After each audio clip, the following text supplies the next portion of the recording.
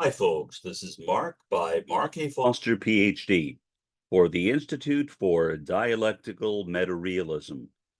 I wanted to talk about something entirely unrelated to this podcast because I think it's perhaps useful, maybe to some people, and that is colds. For some reason, and I think I know why, maybe, but that sounds very contradictory, doesn't it? I have been able to get to the point where my colds generally last only 1 or 2 days. Now, I am not a medical doctor. I am not a healthcare provider. I have no qualifications to diagnose or treat illnesses or any kind of health conditions. So all I am doing is speaking anecdotally, my own personal experience. I have no idea whether anything I'm going to say is based upon empirical research. In fact, my assumption is that it is most likely not, but I'm going to say it anyway. Why not? Okay. Here's what I have found. Take it or leave it. Maybe it's better if you leave it. Whenever I'm coming down with a cold, I overdose on vitamin C and zinc. Now, is that a good idea? I have no idea. If it's a good idea, I am not recommending that. Bear that in mind. Don't do it. Well, don't do it unless you speak with your physician first. But for some reason, my colds are generally very short-lived. And yes, the pronunciation is short-lived and again, long-lived. Short-lived and long-lived, while acceptable pronunciations are only acceptable because those words were mispronounced for so long. So yes, my colds are generally short-lived, not short-lived. Do I know that the reason for that has anything to do with my zinc or vitamin C consumption? Absolutely not, which is why I'm saying ignore everything I'm mentioning in this podcast. Just ignore it or speak with your physician. I spoke with mine, and my physician, in terms of vitamin C, he had no recommendation at all. In terms of zinc, he said, well, if you take zinc, it might help you if you have a lack of zinc in your body. Talk about a non-committed statement. In other words, he refused to answer my question. I guess because there's a lack of empirical research. I have tried to find out about it, um, and I have not succeeded at all. So all I can tell you is that in my own life, whenever I get a cold or feel like I'm about to get a cold, I take tons and tons of vitamin C and zinc. And consequently, my colds generally go away in 1 or 2 days. Now, would they go away in 1 or 2 days anyway? I have no idea. I'm not qualified to say either yes or no, but I thought I would share that since I'm just now getting over a cold. In fact, it is barely there anymore. And I only started having it yesterday morning. And it's gone. For the most part, it's gone. I mean, I have some slight congestion, but last night, for example, I was able to sleep without NyQuil. And that tells me something because usually when I have a cold, I cannot sleep without NyQuil. And I did last night. So, okay, my suggestion is that you forget everything I just said, because most likely it's wrong. But, well, if you want to pay attention and disregard my advice anyway, ask your physician first. Do not rely upon me. Yeah, some students would call me Dr. Foster, whatever, but I'm not a medical doctor. I have a Ph.D. in sociology and history. So I have no credentials whatsoever to discuss what I just discussed. Whatever. Maybe I should not have said anything, but uh, I've already said it, so that's it. I'll just leave it stand as it is. Now, I wanted to get into the actual topic of this podcast, and that is the relationship between developing good communication skills and conscientization. Again, I'm sure you're sick of hearing me say this.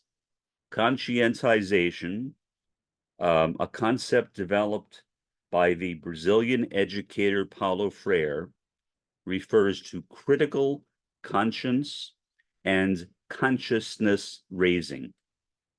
It is a Marxist concept, very much a Marxist concept, but it is based on the fact that in French, there is one word, conscience, which is spelled like the English word conscience, but it can be translated as either conscience or consciousness, unlike in English, where conscience is just conscience, not consciousness.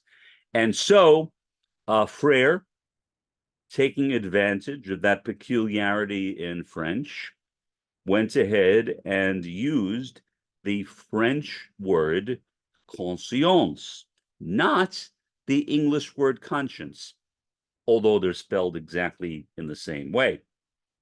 And he was trying to make the point that by raising our moral compass, by raising our conscience, we are also raising our awareness, or in other words, our consciousness, developing class consciousness. So essentially, what Freire did is he added an entirely new, well, maybe entirely is an exaggeration.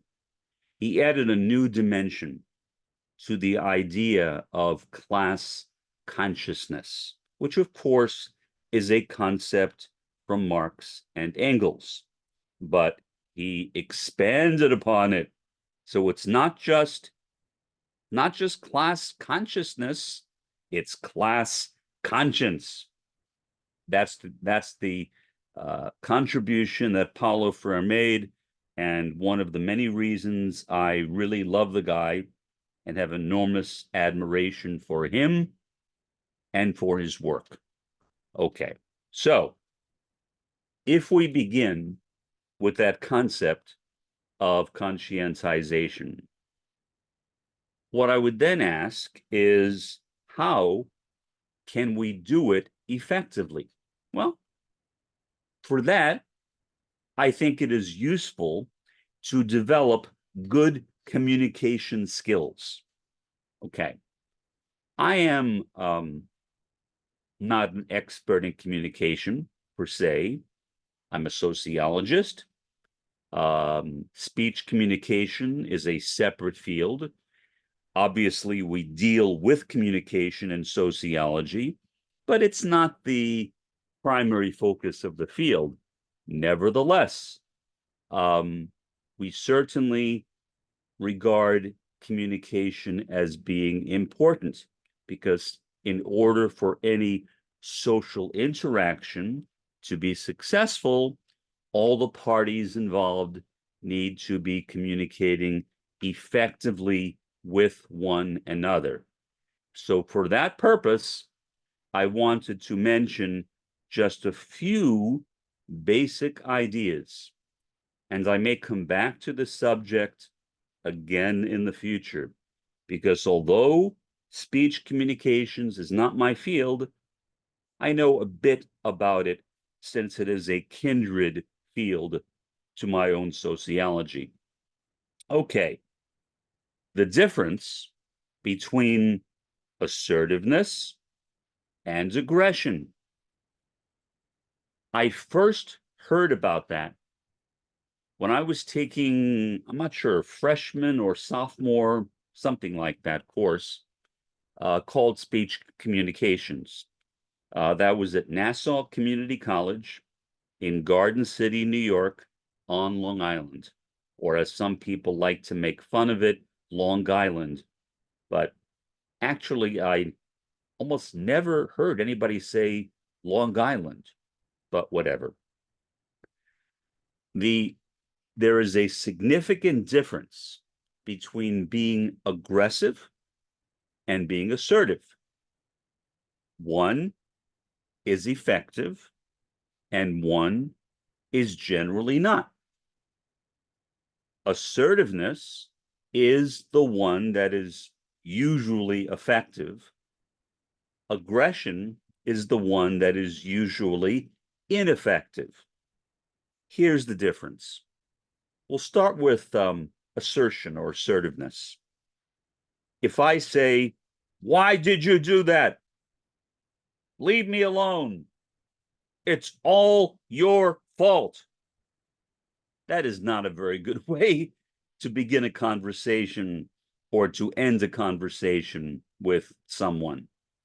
In fact, that is most likely going to turn the person off so much that from that point on, that person will simply stop listening to you. And well, they should. I certainly would do the same. I'm not going to pay any attention or much attention to somebody who gives me orders. I'm very much of an anti-authoritarian. I don't like being told what to do by anybody. My parents learned that very much when I was growing up, when I made a habit of ignoring them as a regular praxis, which they didn't like, but I assume they got used to eventually because I just ignored them. They would tell me to do something, and I would simply laugh. I don't know why, but that's what I would do. They would say, "Clean up your room, Mark," and I would laugh and walk away. They would say, "Well, you can't leave the house until you've cleaned up your room." I would laugh and leave the house. Literally. That's the way I was. Am I still like that? In a way, in a way.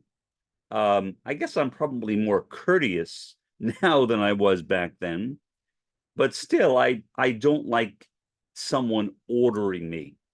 Never liked it. That's why I like being a professor, because generally, once you are a tenured professor, nobody, not the dean, not the chair, not the president, whatever, can tell you what to do. Now, if there is something in your contract that was agreed to through arbitration, yeah, that is something that I am expected to do. But for somebody to walk up to me when I was still employed before I retired, no, that is really, really, really unusual. Generally, no administrator would talk that way to a faculty member. What many people who are not in academia don't know is that faculty, professors, are usually more powerful than administrators. And there are several reasons why that is. Main reason, faculty are tenured as faculty, and administrators are not tenured as administrators. Now, in some places, administrators may also be faculty, and so as faculty, they may or may not have tenure. depends upon the situation. Frequently, they don't, and that's because they arrived at the college or university to accept the administrative post, and they have not been there long enough to be eligible for tenure. So very commonly, administrators have no tenure at all. But if you are a tenured professor, you have a lot of power. And if you say no, the administrator really can't do anything. So, getting back to the subject, ordering people, saying no, no, I won't do that. Well, that's also a bit of assertiveness. So, I mean aggression, not assertiveness. So I admit that I am not perfect. In case you were wondering, is Mark a perfect man? No. I'm sorry. So if you thought I was, somebody misled you. I am far from perfect. So I may say these things. Does that mean I always do them? Absolutely not. I am as prone to making mistakes as anyone else, obviously. So sometimes, even though I am saying that aggression or aggressiveness is not a very good communication tactic, whether to be used in conscientization or elsewhere, I will sometimes be aggressive myself, especially when I get annoyed. But I realize, even as I am doing it, that it is not particularly effective because people, again, turn off. They stop listening to you. And that's not what you want in an effective relationship with one or more people. You want to have a relational connection, one where people actually respect each other and listen to each other, are not expecting to be ordered what to do, but consult, share ideas with the other person, and then arrive at a hopefully mutually agreeable decision. But many people don't know that. And so they yell. Parents often yell at their kids. My parents often yelled at me. That's when I would ignore them. But even under other circumstances, I would ignore them. But especially when they yelled at me. Whenever anybody has yelled at me, I don't care what the situation has been. I don't care who the person was. I will yell back. Is that a good thing to do? Probably not. I mean, two wrongs don't make a right. But again, I'm a human being. I am prone to many, many faults, and that is one of them. So if somebody yells at me, I will commonly yell back at them. I should not do that because yelling, aggression, does not work as an effective communication strategy. So aggression is basically where you tell somebody what to do. Nobody likes to be told what to do. Nobody, not even kids. Kids will often cry when they're told what to do. I'm sure you've seen it, even if, like me, you've never had any kids. Because like most autistics, I've had a tough time having relationships with women and consequently never had any kids. That's very common among autistics. But if I had any kids, I would hope that I would not yell at them. But I don't know. Maybe I would sometimes. It's possible. But it's better if you don't. It's better if you don't, especially if you are practicing conscientization. Why? Because in conscientization, the objective, again, is to raise the person's conscience and consciousness. And if you yell at a person, that person is not going to listen to you. That person will simply turn off like you're not there. And that is, I think, the appropriate thing to do, because yelling, not only is it not a good method of communication, to me, it indicates that the individual yelling is insecure about what she or he is saying, and consequently, I probably should not pay attention to them anyway. That's generally my conclusion. Is that always true? Most likely not always, but I think it's true much of the time. But again, nobody likes to be yelled at. Nobody likes to be treated aggressively. So especially in conscientization, where you're trying to raise people's conscience and consciousness, being aggressive is not a very good strategy. It really isn't. So, what is the alternative? You got it. Assertion or assertiveness, whatever you want to call it. Being assertive is entirely different than being aggressive. If I'm assertive, I will say, you know, when you do this, it makes me feel bad, right? In other words, I am expressing my own feelings. Or I can say, for example, when capitalists engage in this kind of behavior, it results in oppression. But if I just come out and begin yelling at capitalists, which I do sometimes, admittedly, that is most likely not an effective strategy.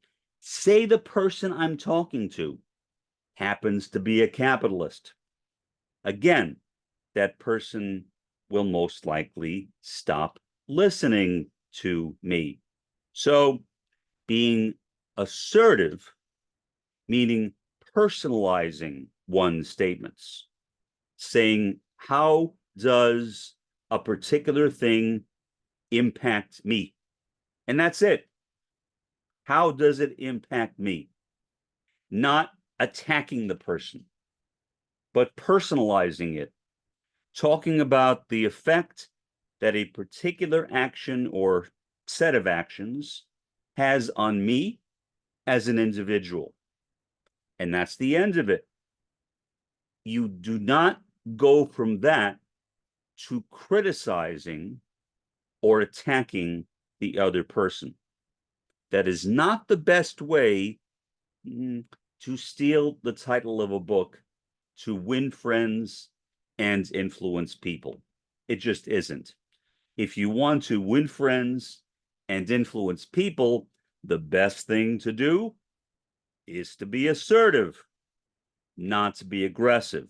Now, it takes a while to learn that, because most people, in my experience, are used to being aggressive. I don't know why. I assume it's what they observed around them. I know that's what I observed growing up.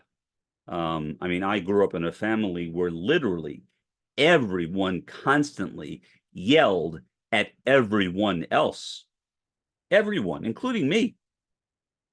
I yelled at my parents. My parents yelled at me. My mother yelled at my father. My father sometimes, but not that much, yelled at my mother. My parents yelled at my sister. My sister yelled back. It was a very dysfunctional family.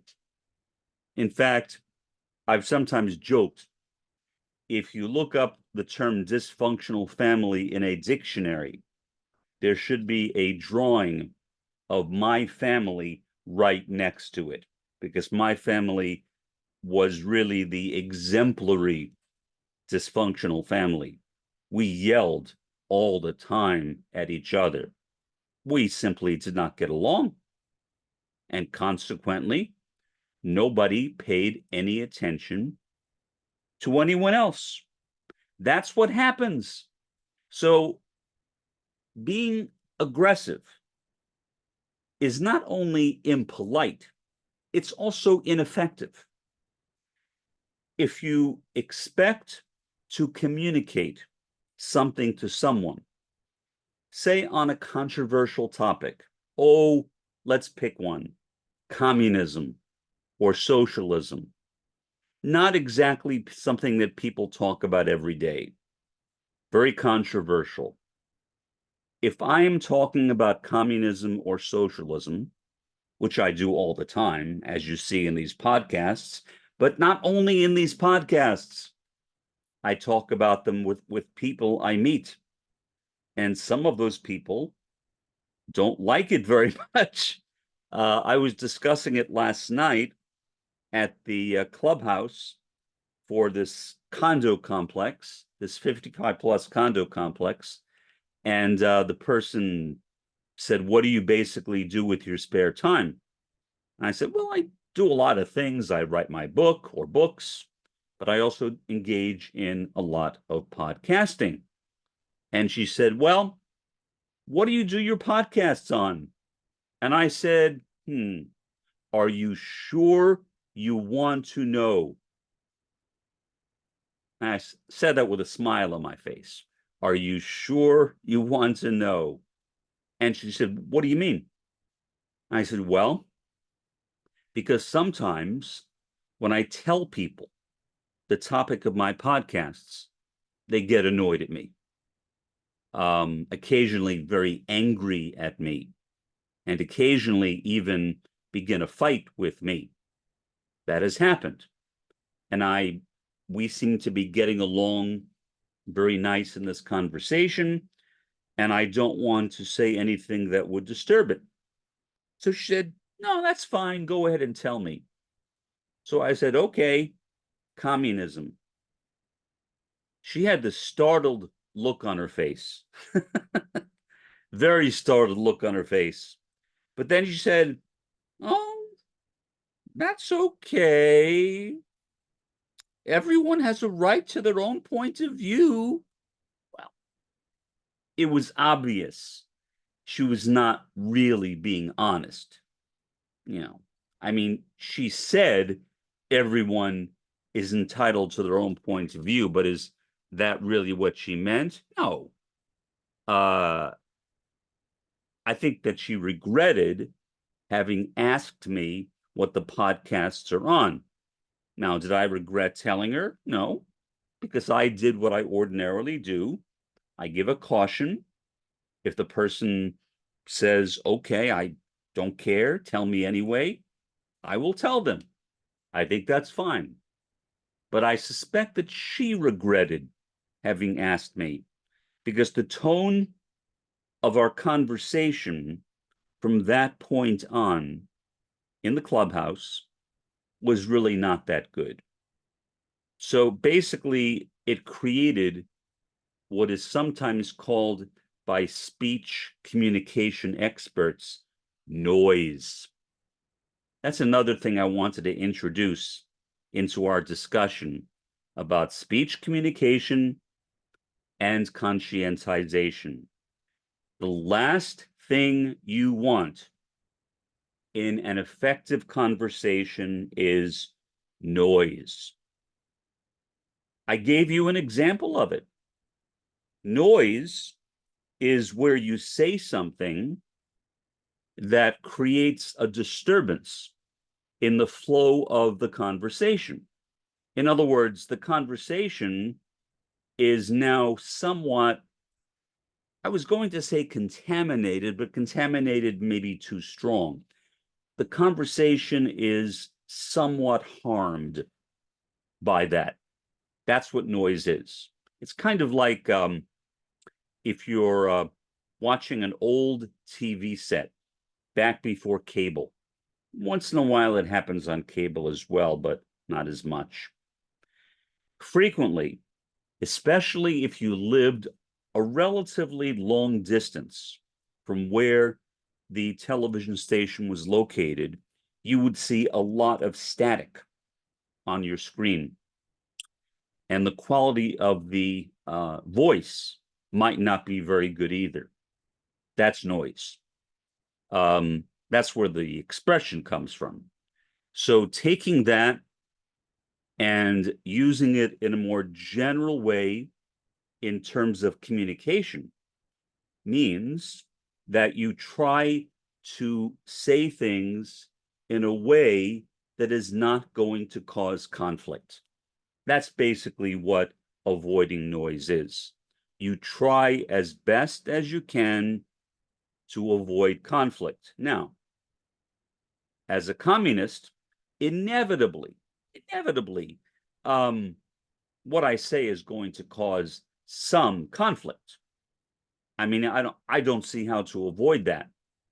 But I always make an attempt to minimize that as much as humanly possible by saying what I say. Maybe a better way of putting it is by couching what I say in a friendly tone of voice, meaning reducing the amount of noise in what I am saying to the other person. That way, the person will hear what I am saying and not the emotion that is in their head before what I said. Because if I speak with a lot of noise in what I'm saying, then the person will not really fully hear what I'm saying. The noise will literally interrupt the signal, like static interrupting a TV signal. Same kind of thing. And the last thing you want in any effective communication is noise. Noise is counterproductive. It does not lead to good conversations. So in order to have really good conscientization, I would say those three things I mentioned are among the primary things to keep in mind. First, avoid aggression as much as possible. You can't avoid it completely. Try to aim for assertiveness as a substitute for aggression. And finally, try to avoid noise. Those three things. Now, there's a lot more that I could mention, but in a basic discussion of speech communication and its relevance to the process of conscientization, I think those three things make a good beginning. We can perhaps touch on some other things in the future if you like. If you have any suggestions of things that I can talk about, you can leave it in the comments section, and I will look into it. If it's something I know about, I will discuss it. If I don't know much about it, I will either say, sorry, that's not something I know about, or if I know a little bit about it, I may try to get more information so I can give a reasonably good presentation on the subject. I don't want to give any misinformation. That's the basic idea. If I say something, I want it to be at least relatively accurate. I don't want to convey information that is going to create any kind of misapprehension or misperception in the mind or minds of my listeners. For the time being, this has been Mark by Mark A. Foster, Ph.D., for the Institute for Dialectical Metarealism. Have a pleasant day and an even better day tomorrow.